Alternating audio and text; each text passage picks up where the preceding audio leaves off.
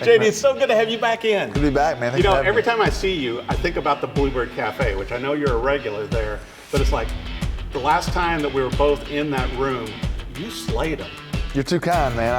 I've been playing there since I moved to town in 2008, and it's a great place to test new songs. You know, it's a great listening crowd, and I always take new songs there. I think it just helps me to decide, you know, hey, would I cut this song? You know, did it not get a great response? And so I've been pretty lucky through the years. I think that it was an incredible response. And also, speaking of a great response, let's talk about Raised on the Good Stuff, your album that came out just this past year.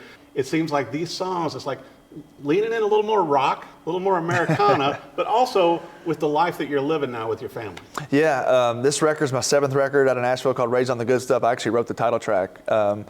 You know, it's just been a great record so far. It came out in November. It actually was hit 28 on the country iTunes album chart. So with no label, that made me really happy. So I'd say a lot of fans have really kind of related to it. We worked really hard on recording all last year. So I'll spend majority of this year touring, playing all these songs, and it's nice to have a refresher on your set list when you're playing, you know, 150 shows a year to have new songs. So I'm really excited to play these songs out, tell the stories behind them. Well, you know, and there's so many on here that I love, like, you know, Back Road Kind of Love. I was going through a lot of these, you know, Raised on the Good Stuff, obviously I love it.